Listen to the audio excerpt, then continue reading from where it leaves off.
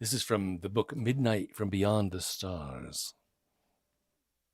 Big Island, Hawaii. Up the road, a thick fog bank rolled across the valley. Before Jeff could switch on the headlights, mist swallowed his Subaru Outback. The morning sunshine vanished. The landscape within the haze turned gray, as if the fog had sucked the color out of the world. Surrounding Ōhi'a trees and volcanic terrain dotted with scrub were half hidden by drifting wisps of vapor. Jeff said, "Check it out, girls. We've entered the creepy stretch of Saddle Road." Riding shotgun, his 15-year-old Kai glanced out her window. "Ooh, so scary," she said, then went back to texting on her phone. "I can barely see the trees," said Melina, his 9-year-old, from the back seat. Jeff said, "Look hard enough, you might spot ancient night watchers moving through the foggy woods." "Who are they?" Melina asked. "Hawaiian ghost warriors. They haunt these parts, but mostly at night. If you hear drumming on a conch shell horn, you know you're close. But if a night watcher floats up to your window, don't dare look into the eyes. You'll be snatched into the spirit realm." His older daughter, Kai, rolled her eyes. "Dad, don't scare her. She'll have nightmares and beg to crawl in bed with me." "I'm not scared," Melina said, crossing her arms. "It's just a myth anyway, girls. How about we play I Spy?" Kai groaned. "Definitely no." Melina shook her head, mimicking her sister, took more interest in her phone. Jeff was trying his best to reconnect with his daughters.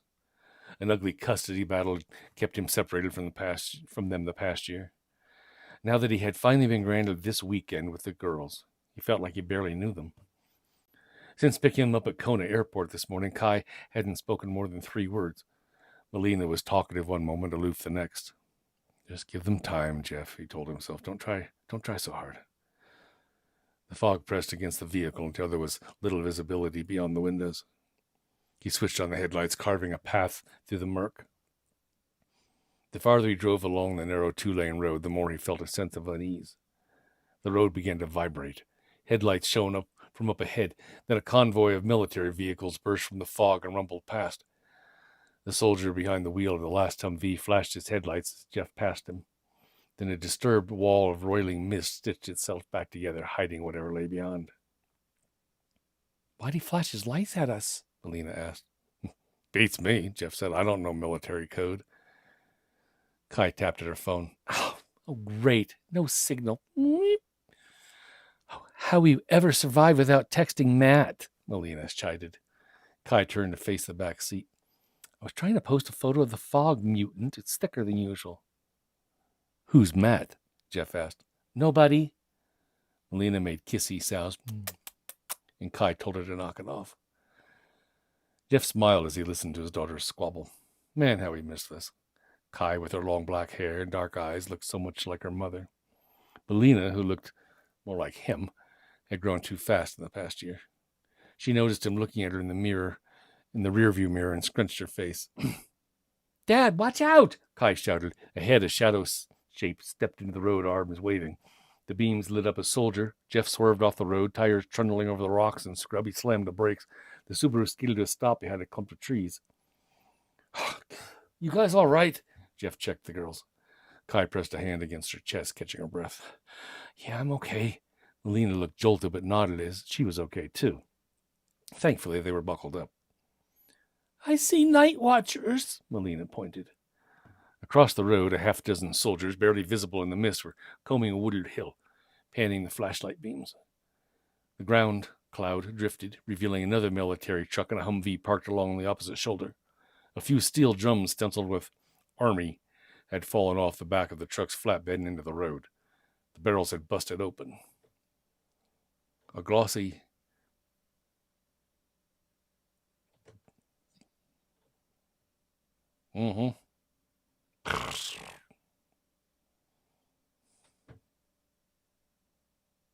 Try that again. The barrels had busted open, and a glossy black liquid was spreading across the pavement. Ghostly figures in white hazmat suits appeared from behind the truck. One harnessing a flamethrower shot out a long flame and scorched the spill. Several spots on the road lit up with dancing fires as the puddles burned. Jeff swore he heard a pained animal screech. What was that? Kai said. Before he could register where the strange sound came from, a loud knock on his window startled him.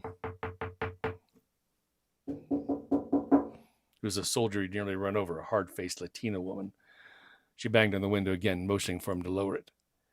Window down, the burning oil stench from the road assaulted his nose. Anyone hurt in there? The soldier asked, poking a flashlight at the windows. Her gray camos had a chest tag that read Sanchez. Jeff eyed the pistol on her hip. You gave us a scare, but we're all right. What's going on?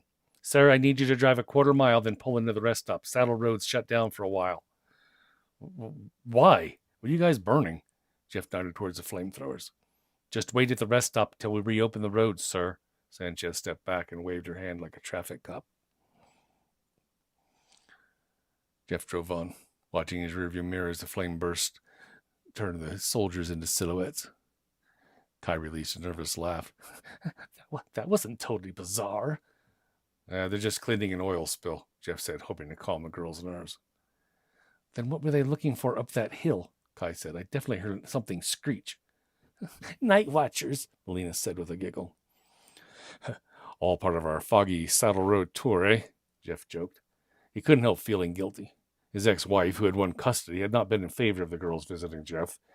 In his head, Kalani's voice chastised him. You better not screw this up, Jeff. If one of the girls comes home with so much as a scratch, I swear. The endless mist was getting to him. Every time he looked out his side window, the shifting alien landscape disoriented him. The thought of being detained by soldiers made him feel claustrophobic. He stopped the car and shifted in reverse. Dad, what are you doing? Turning around. We'll backtrack. We'll take the north route around the island. But we're almost to Hilo, Kai protested. Going back will take hours. We'll never get to surf. Or get pizza at the beach shack, Melina piped in. You're not flaking out on us, are you, Dad? Kai challenged. Last thing Jeff wanted to do was let his girls down again. As the fog shifted on the side of the road, Kai gestured to a familiar sign with a cartoon of a fat dude riding on a surfboard. Let's just wait at Sunny's. We can eat tacos like the old days. Jeff ran a hand through his shaggy hair. Being a responsible parent without Kalani around was more challenging than he'd expected. Life was so much easier back when he was a surfing champion with a beautiful wife and two small fans cheering him on from the beach. All right, surfer girls. Next stop on our foggy tour, tacos at Sunny's. Kai and Melina cheered as they used to when they got their way. Even as he laughed and bumped fists with them, his gut tightened. He drove ahead deeper into the mist. The headlights lit up a roadblock manned by 3 soldiers holding rifles. One of the men directed Jeff to pull into a gravel lot where a few cars were parked.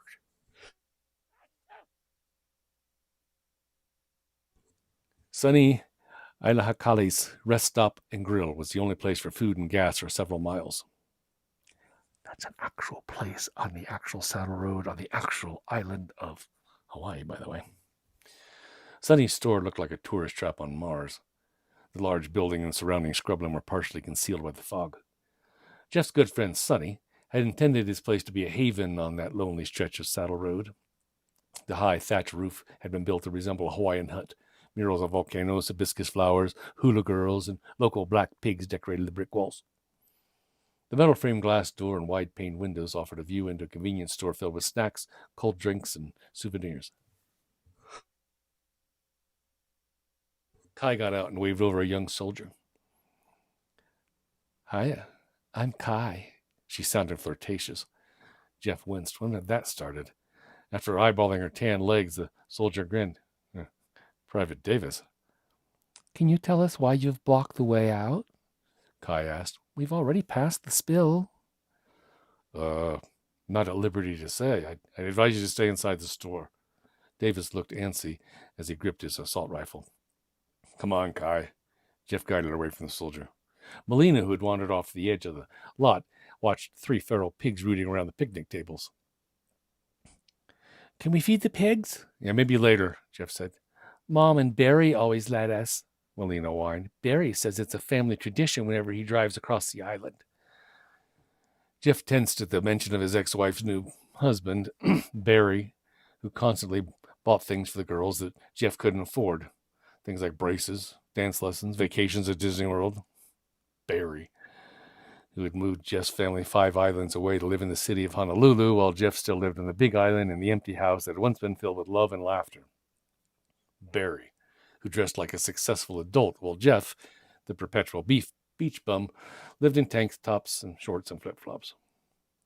And now, as his precious Melina talked fondly of family traditions with Barry, hot waves of anger surged through Jeff.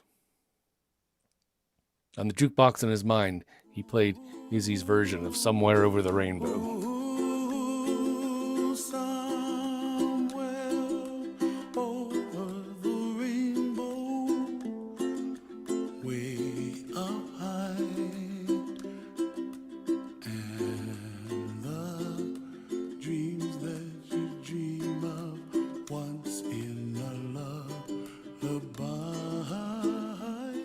The big Hawaiian soothing voice and ukulele strums always calmed Jeff down.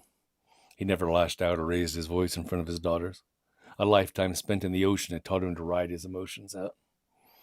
When the anger subsided like an ebbing wave, he returned to his natural, even-keeled state. Melina ran to him and pulled on his arm. "Will you take me to feed the pigs, Daddy? Please? Please?" "Of course, Ladybug." "And buy us some candy bars?" "Sure, why not?" "Thank you, Daddy. I love you." She hugged his waist tight, then ran inside the store. Kai shook her head. "She's totally manipulating you." Jeff shrugged. "When you were her age, you had me wrapped around your little finger." "Who says I still don't?" Kai elbowed him playfully. He nudged her back. "Come on, let's get some grub." The public area of Sonny's rest stop was laid out like an L, with the store taking up the entire front. The spacious interior had a high vaulted ceiling.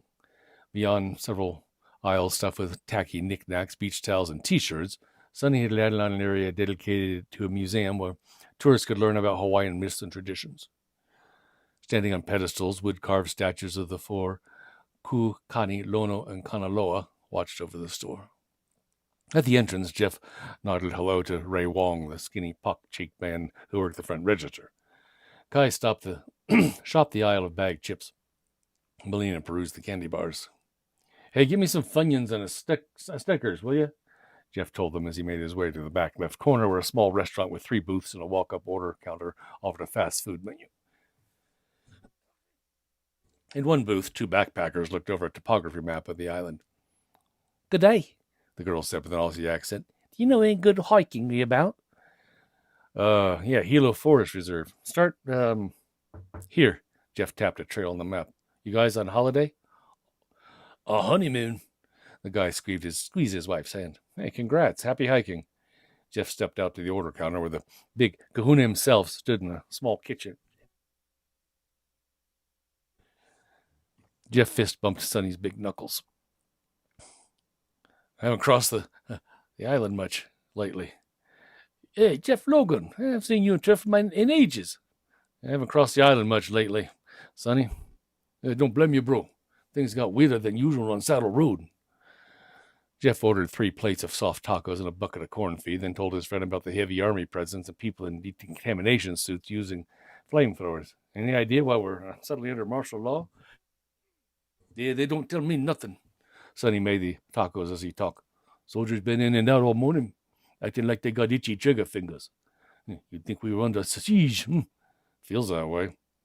Army's been doing top secret junk in the area. Closed off one of the Mauna Kea roads. Nothing but military vehicles going in and out.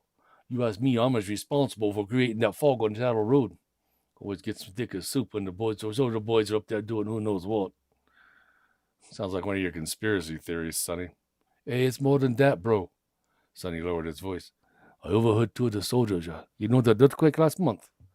I read it was caused by volcanic action." "Yeah, that's the official story, but that's not what happened, man. I tell you what, bro, not according to these soldiers." Sonny leaned over the counter and whispered. "They said a meteor struck the side of Mauna Kea." Jeff laughed nervously, doubting his friend. "Yeah, right. I'm dead serious, bro. Army's covering it up. They've been acting like a disturbed hive ever since. That's not all. I've had blackouts the last couple of months. Nightmares that give me the sweats. Some days I wake up outside, my head fogged up, no memory what happened. And my arm's always sore." Sonny rolled up his sleeve and showed a patch of bruises. "I believe I have been abducted." Bro, I think it's time to lay off the Maui Wowie. Jeff ate lunch with Kai and Melina at one of the outside picnic tables.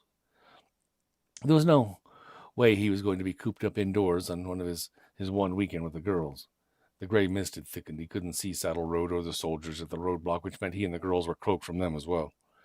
The fog drifted around the picnic tables, made the trees look like watchful specters. Jeff scratched a reef scar on his arm that was covered by his tribal tattoo. He wasn't going to let little apprehension spoil the girls' fun. When surfing, there's always danger from drowning or sharks. Rather than fear the ocean, he taught the girls to stay alert, feel the rhythm of the tides, and ride them. That was his philosophy, too. After finishing her taco, Melina got up to feed the wild pigs. She giggled as they ate out of the corn feed. Jeff felt a little guilty eating Kahlua pork in front of the sow and her two offspring. Kai looked at him with a mature gaze that reminded him of her mother. You've been unusually quiet. Yeah, I just got stuff on my mind, hon. He was bothered by what Sonny had told him, especially the blackouts and the bruises. Kai messed with her phone and groaned. Oh, still no bars. Guess you're stuck talking with your dad. So who's this Matt guy? Boyfriend? Kai blushed and looked away. It was just some boy. Mom won't let me go out with him. She thinks I'm too young to date. I'm almost 16. Maybe you could convince her. Sorry, sport. Dating's your mom's jurisdiction, not mine. I'll give you a little ammo, though. Your mom and I were 15 when we went on our first date to see a movie. Our parents took us to the mall and picked us up. After a few innocent movie dates, we earned our parents' trust. Dad, I will definitely use that. Footsteps approached from the gravel lot behind her. The shape of a helmet and a familiar young soldier materialized in the fog. Private Davis stepped forward, holding his assault rifle to his chest. I thought I told you to stay inside the store. Jeff bristled. You advised us. Last I checked, we still live in a free country. We're just trying to keep you folks safe. Safe from what, an oil spill? A quarter-mile away? Well, our lieutenant just radioed an echo, echo, echo warning. Our orders are to secure all civilians inside the store now. Multiple gunshots fired somewhere along the road. Jeff and Kai bolted up out of their seats. Davis jerked his rifle. Beyond the mist that covered the parking lot, staccato gunfire continued as if the unseen soldiers were in heavy combat. Jeff pulled Kai down behind a picnic table. Terror gripped his chest as he scanned the seating area. Where's Melina? She must have wandered off to feed the pigs, Kai said. Jeff crouched with his arms around Kai. Let's find her. Stay low. Together they searched the woods beyond the picnic area, away from the distant gunfire. Davis followed. The volcanic ground was rough terrain under Jeff's flip-flops. He stepped around shrubs and tangles of pink knotweed. He and Kai shouted, Melina! Melina! Jeff's heart jumped when the pigs squealed, followed by Melina's screams. They found her huddled inside a thicket of Ohio trees, crying. She pointed frantically. It's killing them! The sow was stuck in a black pool. It was thicker than oil, more like tar, and gave off a foul stench. The surface sheened as Davis passed a flashlight beam across it. Two dark lumps buried beneath the muck must have been the smaller pigs, both dead as oil spill casualties. How did this stuff get all the way out here? Jeff asked Davis. The sludge bubbled and spat. The soldier jumped back. Hey, if the rumors are true, man, it crawled here on its own. Oh, don't joke me, man, Jeff said. The sow winked louder, struggled to pull itself free. Help it, Melina cried. Daddy's on it, Ladybug. Jeff picked up a long stick to help the poor animal get unstuck. Stay away from it. Davis backed away. As Jeff stretched out a stick, several spots in the tar pit began to eddy. Oily tendrils slid up around the pig's body like a boa constrictor snaring prey. Their tightening coils squeezed and the pig crumpled. An appendage wrapped around the stick and pulled it out of Jeff's hands. This time he jumped back. The churning muck made squelching sounds as it consumed the three pigs. They dissolved quickly. Jeff and the others watched in disbelief as a dozen greasy tendrils rose a foot above the tar pool, squirming in the air. More feelers snaked along the ground toward Jeff's feet. He scooped up Melina in his arms and nudged Kai. Back to the store. Hurry. Kai bolted with the swiftness of an athlete. Jeff ran with Molina clinging to his neck. Behind them, Davis fired a barrage of shots at the writhing mass. Then he screamed. Jeff stopped in a picnic area and looked back. Davis was on the ground, one arm outstretched. "Help! Help me!" Black tentacles slid over Davis's face and entered his mouth like so many millions of mosquitoes. Then the dark patch snatched the soldier into the fog. "Daddy!" Kai hadn't called him that since she was Molina's age. "Go!" Still holding Molina, Jeff grabbed Kai's hand and pulled her alongside the building. More gunshots rang out inside the mist. Soldiers yelled with panic in their voices. Jeff and Kai rounded a corner and ran to the front door. Sonny opened and let them in. He was clutching a baseball bat. "What the freak, man? We under attack?" Jeff nodded, too in shock to describe what he had seen. He set Molina down beside Kai and caught his breath. The two Aussie backpackers and Ray Wong joined them. Everyone watched the front door and windows. Sporadic gunfire echoed as the fog flared up with a terrifying light show. An engine roared from the fog-bound road. Tires screeched hazy. Headlights lit up the windows. A Humvee skidded to a halt at an angle. The doors flung open. A tall, bald soldier climbed out of the passenger side. The Latina soldier, Sanchez, climbed out from behind the wheel. The second Humvee barreled across the parking lot, crashed into the first. The two soldiers rushed to the store's front door and slammed it shut behind them. Sanchez thrust her open hand at Sonny. "Keys!" Sonny pointed his bat toward the window. "What about him?" From behind the wheel of a second Humvee, someone covered head to toe in a white hazmat suit stumbled out. His head craned round, facing the people in the store. "Lock this door, now!" Sanchez barked. Sonny retrieved his keys and locked the entrance door. Pistol drawn, Sanchez backed up beside the burly, shaved-head soldier. "Yost, where's your weapon?" "The thing snatched it out of my hands." Yost reached for Sonny's baseball bat. "Give me that." Sonny shook his head. "Not happening, bro." Yost looked out of the window, shaking his head in disbelief. What's wrong with Dr. Hicks?" The man in the biohazard suit, Dr. Hicks apparently, jerked with spasms as he walked toward the store. "That's not Dr. Hicks anymore," Sanchez said. "Everybody get back, away from the windows." The Australian couple ran to the farthest aisle.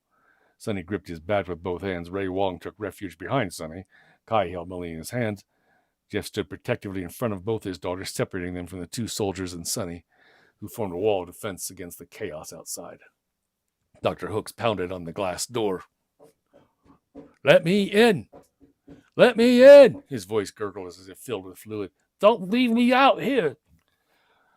Sanchez's arms shook as she kept her pistol aimed at the white-suited man.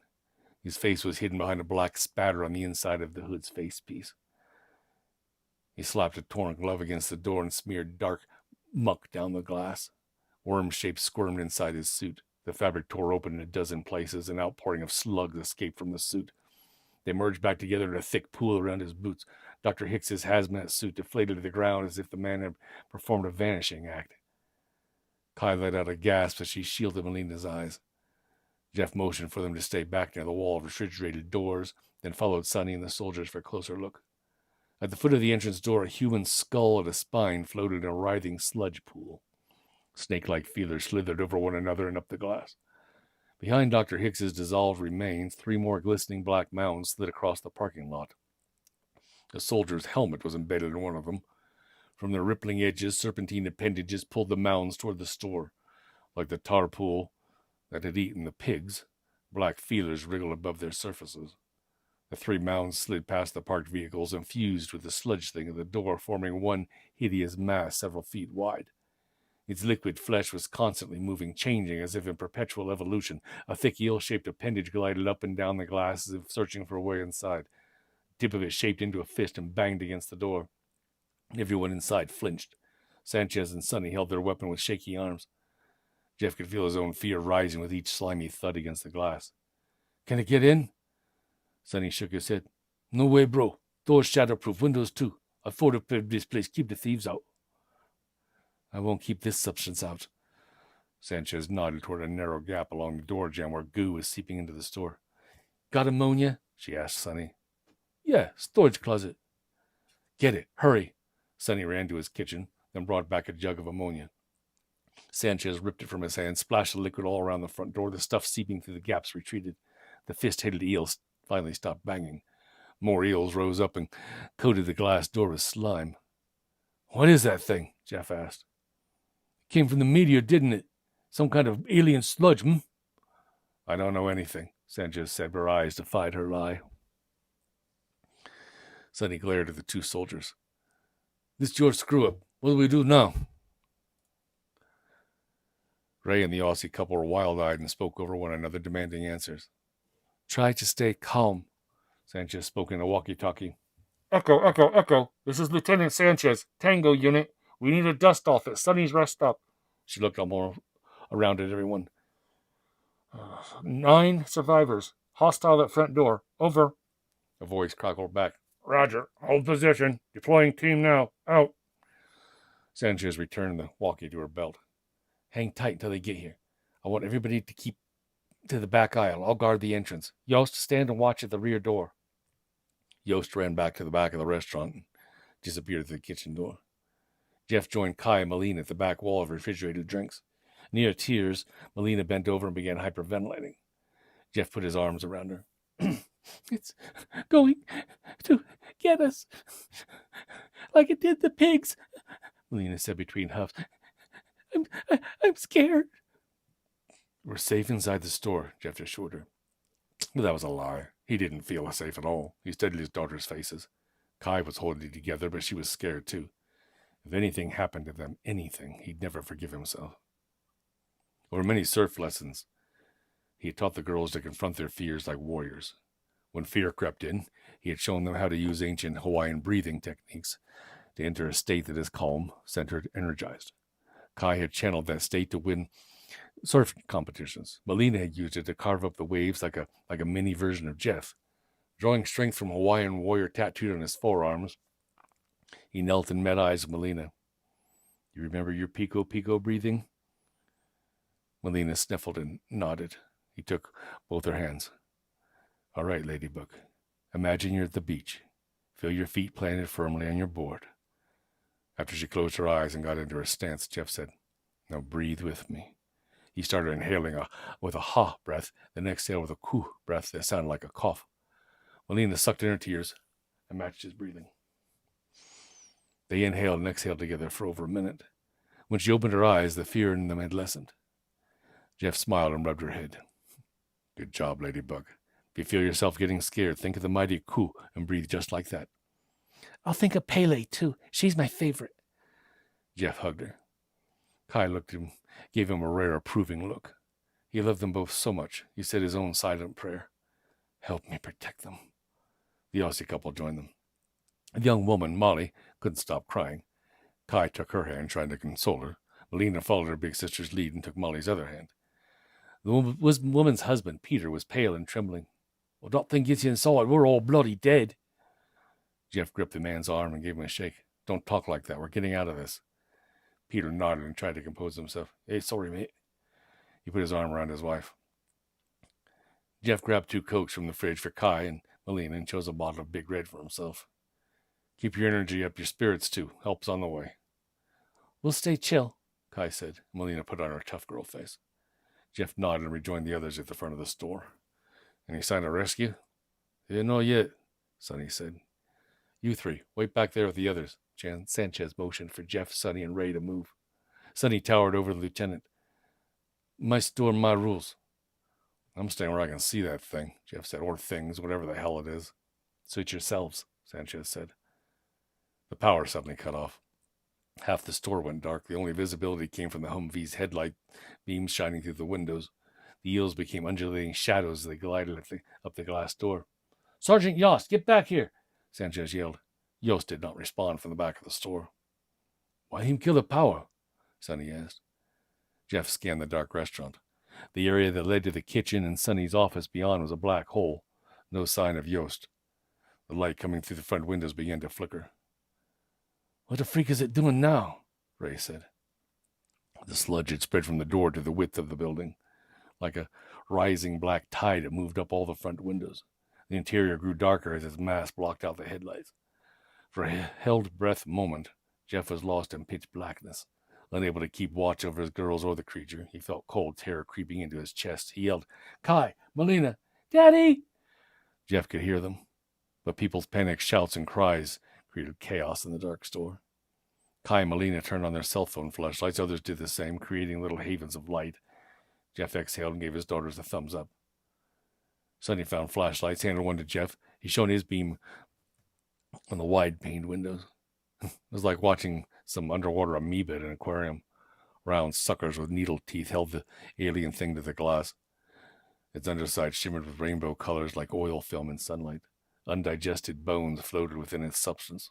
An eye that looked human peered at Jeff and floated upwards as the mask continued to climb the exterior wall like so many funguses. It's headed for the vent. Ray pointed toward a grate high up near the vaulted ceiling. The slats were open. Get the ladder, Sonny yelled. Ray dashed off and returned shortly with a long ladder. Jeff helped him and Sonny, tilted against the wall. Ray climbed the rungs. Hurry! Sanchez kept her pistol and flashlight trained on the vent. Ray reached the top, turned the lever. I see it! Black tendrils shot through the slats, wrapped around Ray. He screamed and kicked, knocking the ladder sideways. His body hung high above, tangled in slick black vines that tightened around him, snapped bones. With incredible force, the creature yanked Ray through the grate, leaving a gaping hole behind. Jeff hit the floor to avoid the falling ladder. When he stood, he searched faces partly lit by cell phones. Kai and Melina were nowhere in sight. Molly cried out, then went silent mid-scream. She and her husband Peter lifted off the ground and dangled above the food aisles. Harpoon-like claws jutted from their chests. Behind them stood Sergeant Yost. His arms had somehow become long tentacles. As he moved them, the dead couple swung through the air. Smaller tendrils sprouted from the tentacles wrapped all around Molly and Peter. The burly soldier smiled and rolled back his eyes happily. Yost! Sanchez fired her pistol. The sergeant took 3 rounds to the chest but didn't fall. A fourth shot struck the top of his head. Black fluid streamed into Yost's eyes. Still he grinned. You're next, Lieutenant. He began to quake violently. His harpooned victims, half devoured in their black webbing, shook on the ends of his tentacles. Yost relieved an ear-splitting screech. His face zippered open and became a vertical mouth with shark teeth. Tongues jiggled from the maw. Sanchez yelled and shot Yost again and again. From his neck, a geyser of dark matter exploded upward, attached to the ceiling. Out of the hole where Ray had exited, thick black waterfall rolled down the wall. Jeff searched the aisles, calling for Kai and Melina. Between deafening gunshots, he heard their screams but couldn't place them. Sanchez kept yelling and shooting until her gun clicked empty. In the darkness behind Jeff, wet things moved across the walls and floor. Sticky feelers brushed his back. He ducked behind a row of souvenirs as something with multiple legs skittered across the top. On a shelf beside Jeff's head, dashboard hula girls danced on springs. Kai! Melina! Dad! Over here! Help me! His oldest daughter pleaded. Switching his light, he found Kai several yards away, prone on the floor. She was pinned beneath a knocked-over T-shirt rack. Halfway between her and Jeff, one of Yost's black tendrils squirmed around a shelf. Moving like a giant worm, it blindly explored the shelf and floor, covering everything it touched with mucus. Kai looked at her father, eyes full of terror. Thinking quick, Jeff grabbed a conch shell off a souvenir shelf and lobbed it across the store. The smack against the window drew the appendage's attention away. Something massive knocked over shelves near the front. Jeff ran hunched, keeping close to the row of shelves still standing. He lifted the shirt off of Kai's legs. You hurt? I'm okay, she crawled out, threw her arms around him. I lost Melina, Dad. Jeff's gut clenched. Where?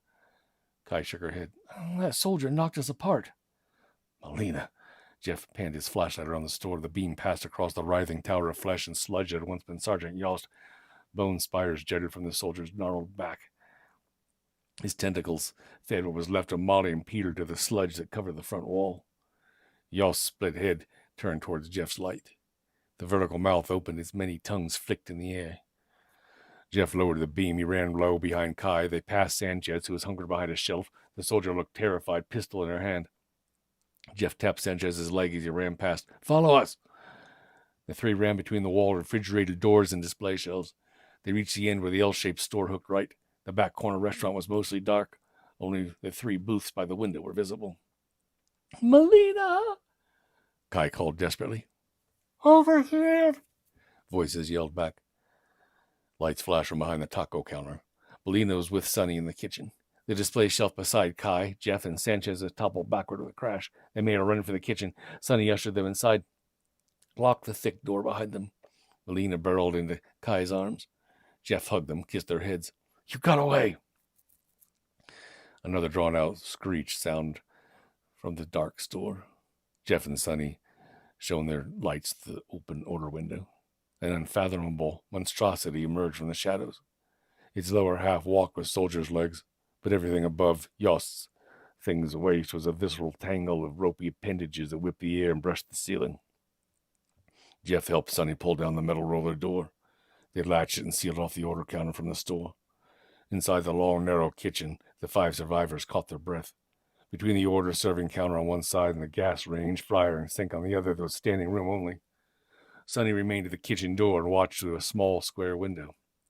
At the other end of the kitchen, Jeff stood with his girls near a floor-to-ceiling window that overlooked the picnic area. Fog still shrouded most of the outside world. Melina cried into Jeff's waist. I tried to hold on to Molly's hand. Kai sidled up next to her father. Please help us. Sanchez gestured toward Sonny. You going to keep that gorilla from doing something stupid? Sonny raised his palm. Hey, I'm cool. He retrieved a bottle of Jack Daniels next from the cabinet and poured himself a drink. Rewind. Melina cried into Jeff's waist. I tried to hold on to Molly's hand. Jeff squeezed her tight. It's not your fault, baby. In the restaurant, he could hear squishing sounds. Something banged against the roller door. Everyone jumped back. The metal barrier rattled but held. Kai pointed. The door! The Yost thing peered one eye through the door's square window, pounded the metal, tried to turn the knob. Sludge tentacles came in through the crack beneath the door. Sonny scooped a ladle of hot grease from a fryer and flung it. The invading feelers hissed smoke but kept branching up the door.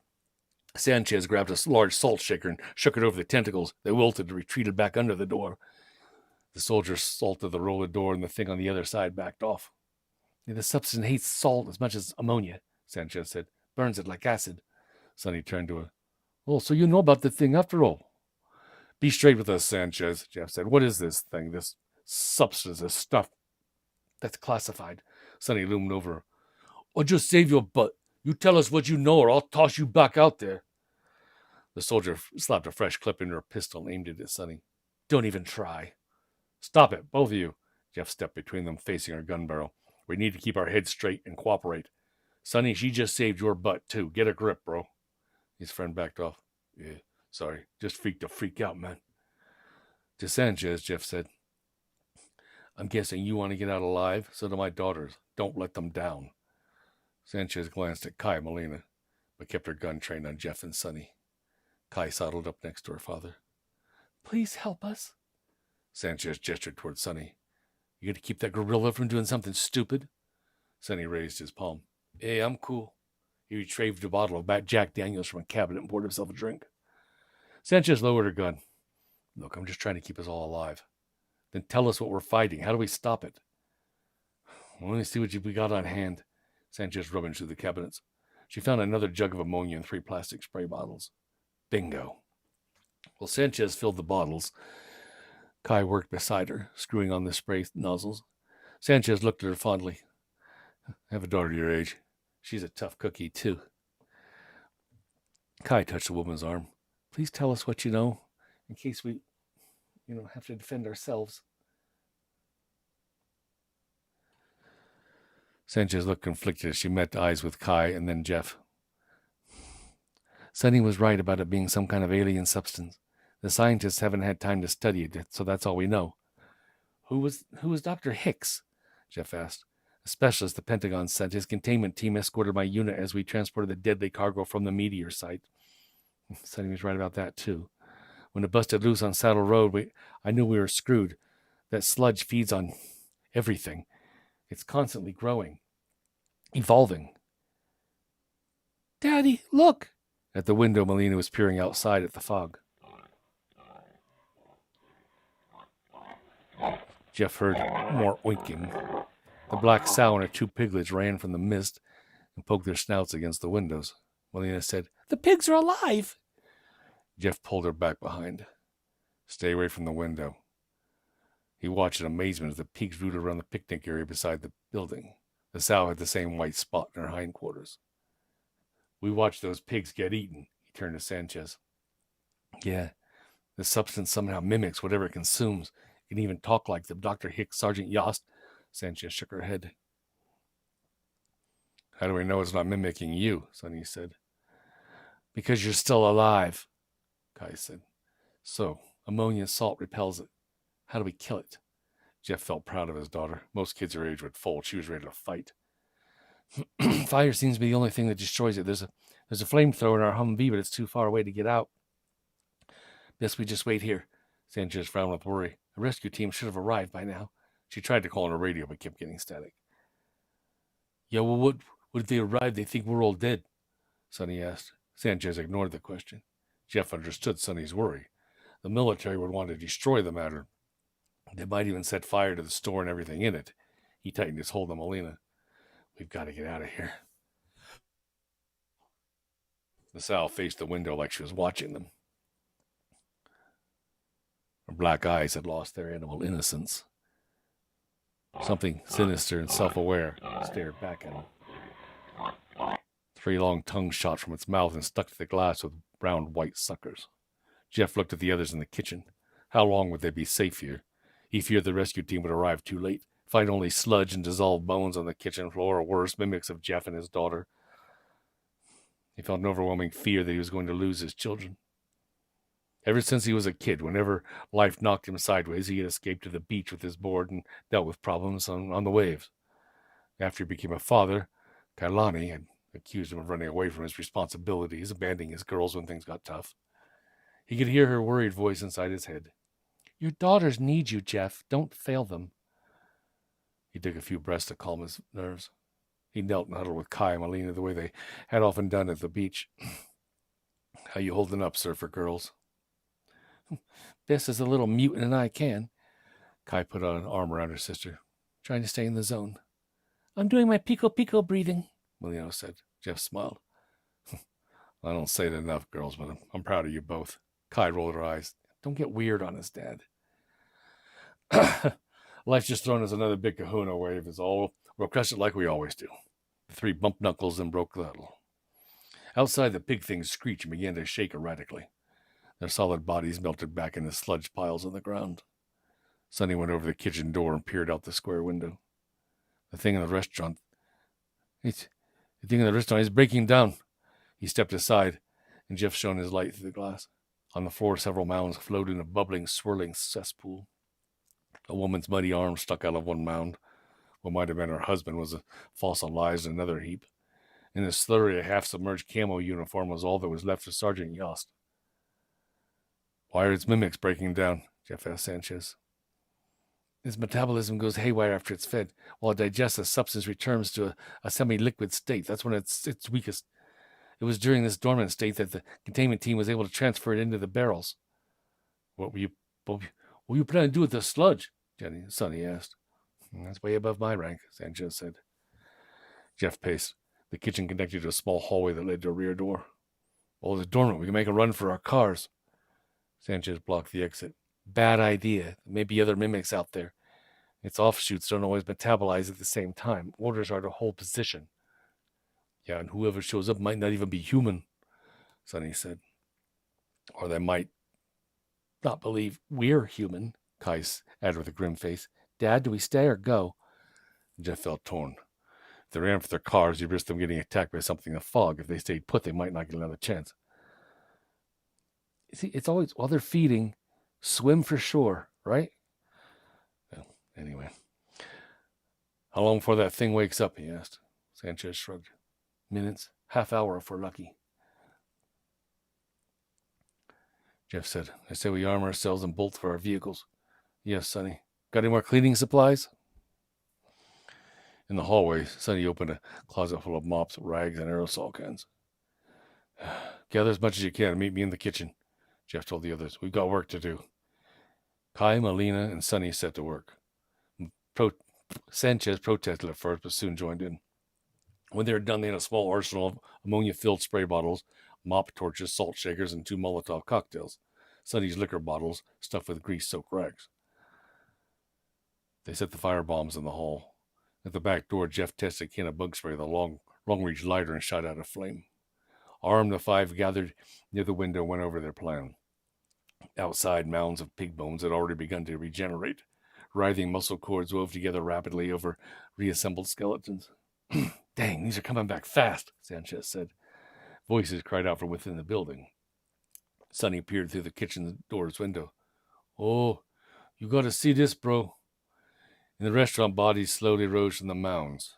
Ray Wong, Molly, Peter, and Sergeant Yost. A man's slime-covered head appeared at the square window. Sanchez gasped. Oh, it's Dr. Hicks. His ebony eyes gleamed. Come join us. It just wants you to become part of it. He opened his mouth and black ink splattered the windows. The roller door began to rattle. Ooze seeped between the slats, dripped down from the overhead vent. Kai, Molina, and Sonny sprayed the invading sludge with ammonia. Sanchez salted the door. Jeff burned black tendrils with his makeshift flamethrower. The air, pungent with ammonia and aerosol fumes, burned everyone's eyes, and it became hard to breathe, but they kept spraying the relentless sludge. Above their heads, the ceiling creaked and buckled. It's in the rafters. Sonny desperately sprayed cracks forming in the ceiling. Chunks of plaster fell away as swinging appendages looped down. Jeff followed Kai, Molina, and Sanchez in the short hallway. He opened the back door, then lit the rag end of their mops. Jeff and Sanchez returned to the kitchen, where Sonny was still fighting. They pressed their mop torches against the sludge dangling from above. Its flesh caught fire. The flames spread across the ceiling. Smoke filled the kitchen. Run! Jeff pushed Kai and Molina out the back door. Sanchez grabbed a Molotov cocktail and ran outside. Sonny grabbed the second one, made it as far as the hallway before a dozen black cords wrapped around him. Then the big man was yanked back into the smoke. Sonny! Jeff ran back into the burning kitchen. A wall of heat pummeled him. He coughed as smoke invaded his lungs. Sonny hung upside down from the ceiling. More black cords wrapped around his legs and waist. Jeff dodged fiery tentacles and tried to reach his friend.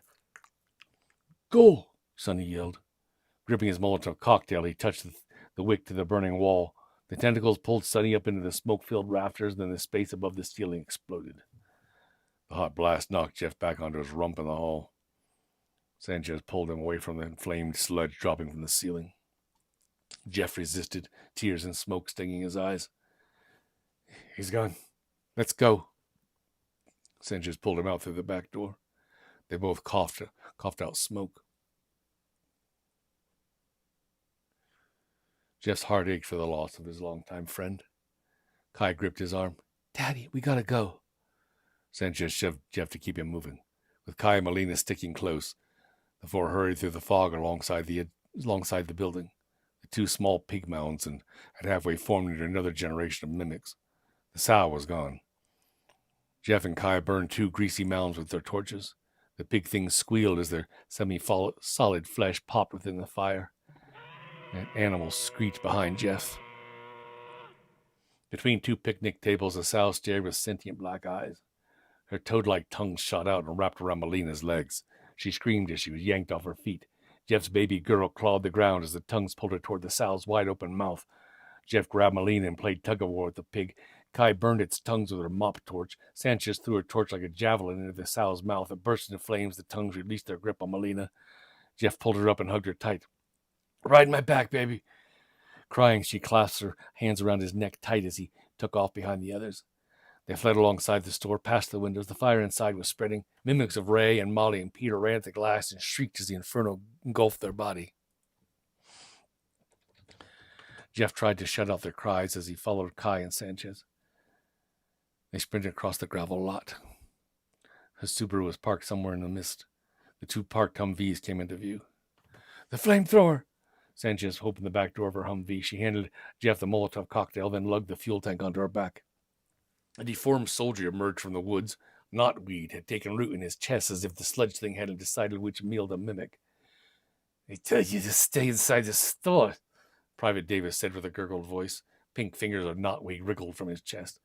Before Jeff could respond, Kai shouted a warrior call. She charged Davis with a torch and rammed the flame end into him. The soldier's upper torso caught fire. He stumbled off, shrieking. The store was now completely ablaze. Rising flames lit up the fog. A large pool of the sludge had escaped off the front to the center of the parking lot. Knee-deep in the churning muck stood Dr. Hicks, his body covered in the tar-like substance. He raised his arms as if in reverence and moaned with an unearthly voice. 2 more half-formed soldiers drifted out of the mist. Sanchez shot a dragon's breath flame at the approaching soldiers, lighting them on fire. Holding out their torches, Kai and Jeff formed a defense at Sanchez's back as more soldiers appeared from the fog. The mimics, staring with ink-filled eyes, seemed to share one mind. Sanchez torched another one that got too close. Dr. Hicks screeched with rage and made everyone turn to face him. His body stretched upwards and tore apart as it formed into a 12-foot-high column of sludge.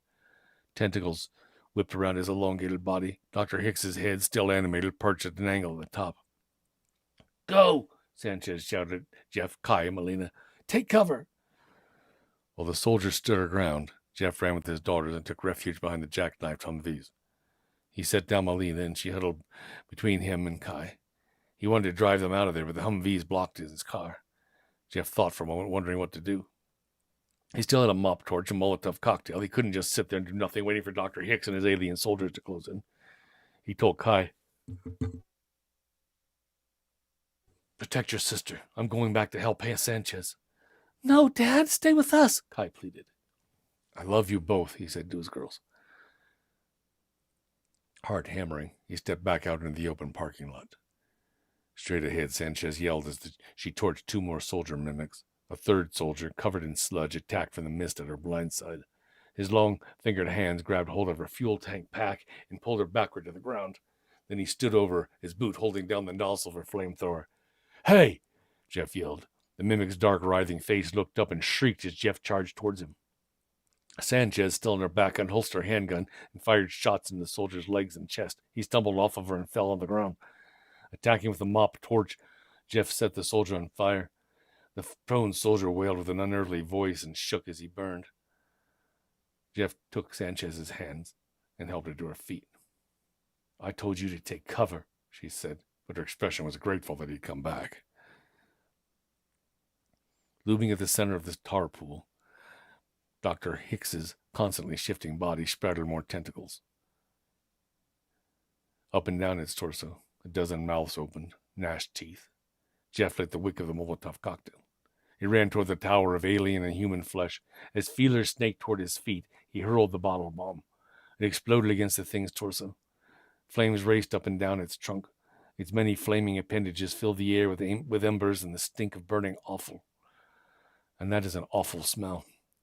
At the top of the column, Dr. Hicks's head wailed. The feelers at Jeff's feet broke off and slithered away. Sanchez appeared beside him and shot out a long flame across the sludge that pooled around the fiery tower. The fire spread rapidly across the pool's oily skin. As the alien sludge burned and screamed, Jeff ran to Kai and Melina, hugged them tight. As the soldier mimics ran off into the mist, they suddenly caught fire as long flames brightened the fog. Then came swishing light beams. Several armed figures in hazmat suits moved in an arc toward the 4 survivors. The rescue team's flamethrower torched more outlier mounds that tried to slink away. Sanchez took a protective stance in front of Kai and Jeff and Melina. "Hold fire! They're friendlies!" The team of hazmat suits approached cautiously. One yelled, "You know the drill, Lieutenant. Step aside." Sanchez moved out of their way. Jeff held up his palms. "Don't shoot!" 3 hazmat soldiers raised their rifles. Dark shot into Jeff and his daughters. Jeff began to see double. As he lost balance and fell with Kai and Melina, everything turned upside down. Sanchez looked down at them both with regret. Jeff fought against a heaviness that weighed down his eyelids. He paused. He reached for his girls as the hazmat suits picked them up. His awareness became foggier, and the world of soldiers and hazmats went black. Jeff woke to a glaring sunlight, rubbed his eyes. He had one hell of a hangover. His right thigh felt sore. He was sitting behind the wheel of his Subaru, parked on the side of the road. Kai was asleep in the passenger seat. Behind her, Melina slumbered in dreamland. A few military vehicles drove past. A Humvee pulled up behind his car. A Latina soldier approached the driver's side, motioned for Jeff to roll down his window. Her chest tag read Sanchez. Her hardened face seemed familiar to him, but he couldn't place her. Sir, you shouldn't be parked here. Yeah. Sorry, I picked up my girls early this morning. We were just taking a siesta, I think. He lied, not knowing how he got here. He wondered why a soldier was checking on him. Sanchez looked at the sleeping girls, then stared Jeff down, making him uneasy. Do you remember seeing anything unusual in the fog today, sir? Jeff tried to remember where they'd been, why they were sleeping on the side of the road. He recalled driving into a fog bank and not much after. The past few hours were a blank. The fog that covered Saddle Road was now in his rearview mirror. Man, nothing out of the ordinary. Something wrong? No, just making sure you guys are okay. The Latina soldier seemed to genuinely care. For a split second, he felt a connection with her. Then her face turned hard again. Another military vehicle roared behind her and disappeared in the fog bank. Convoys are maneuvering today, Sanchez said. It's not safe on Saddle Road. I'd advise you to move along to wherever you're headed. Yeah, sure. Just give us a moment, okay? As the soldier returned to her Humvee, Jeff shook both the girls. Wake up, girls. They slowly opened their eyes. Kai squinted. Where are we? Jeff pointed a green sign up ahead. Hilo, 25 miles. Almost home. Kai rubbed a bruise on her arm. I don't remember conking out. Yeah, me either. I guess we all needed some rest. Jeff chuckled, but there was more to it than that, he knew. I had a scary dream about night watchers, Melina said. Kai glared at Jeff. Told you so. Yeah, well, promise not to tell your mother about our little roadside nap, okay? She'll blow it all out of proportion. Kai pondered. You'll still take us surfing? Melina poked her head between the seats. And out for pizza and ice cream? You got yourself a deal, surfer girls. Jeff offered his pinky. Let's make this the best father-daughter weekend ever. The three sealed the deal with a pinky swear. As he drove toward Hilo, Latina soldier's Humvee followed a few miles and eventually turned around and drove back the other way. Jeff didn't understand why he felt troubled. Like every bad vibe that had waved through him, he rode the current until it passed and then shrugged it off. He put on some tunes and smiled at Kai and Melina, grateful to finally have them back in his life.